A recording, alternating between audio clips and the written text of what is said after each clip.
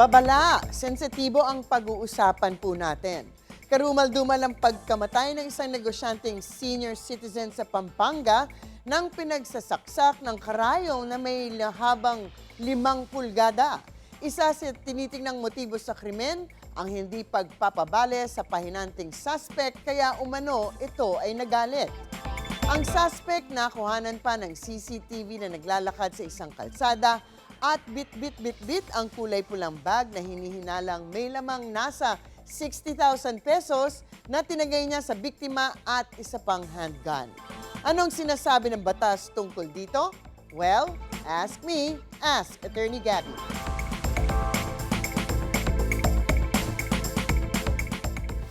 Attorney, alam po nating labag na labag sa batas ang pumatay. Pero ano ang sinasabi ng batas kapag ganito pong sa karumal-dumal na paraan isinagawa ang krimen, gaya na lang nga nitong pananaksak gamit ang karayom?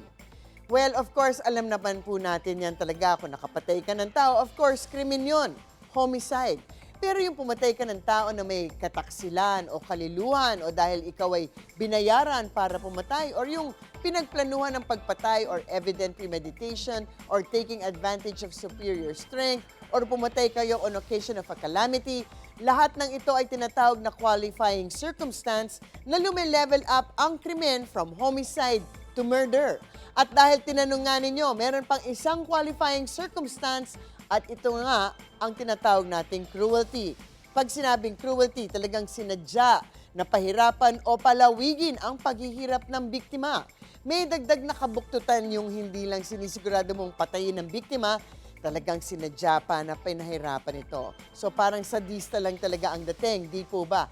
And in general, yung cruelty na yan, aggravating circumstance talaga yan. So kahit na sa ibang krimen or kung dagdag yan sa pagpatay na tao, madadagdagan ang ipapataw ng sentensya ng kulong sa inyo.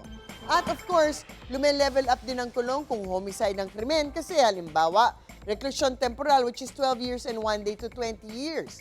Pero kung may murder, may qualifying circumstance katulad ng cruelty, nagiging reclusion perpetua ang penalty. Ibig sabihin, ang kulong ay 22 years to 40 years na. May warrant of arrest po ang suspect pero hanggang ngayon ay hindi pa nahuhuli. Napag-uusapan din lately ang mga warrant of arrest sa mga personalidad. Hanggang kailan po ba ang bisa ng isang warrant of arrest? Well, actually, wala pong expiration date ng isang warrant of arrest. Kahit after 20 or 30 years pa yan, pwede pa rin arestuin ang isang individual na na-issuehan nito. Mananatili itong active unless recalled or served or quashed. Pwedeng mapawalang bisa o ma-quash ang warrant of arrest kung merong mga depekto ito, may lack of probable cause o defective nga ang warrant. Of course, kung na-dismiss na ang kaso, konektado rito, dapat ay ma-recall na rin ang warrant na yan at hindi pa ma-serve. Pero kailangan mag-file ng motion to quash sa korte mismo. So medyo nagulat ba kayo na walang expiry date? Kung tutuusin, dapat lamang na walang expiry date dahil pag nilagyan ng expiration date ng isang warrant, actually ang gagawin lamang ng mga kriminal, magtatago hanggang mag-expire ito. Kaya't sabi siguro ng batas, dapat evergreen yan o laging buhay para walang takas ang mga kriminal.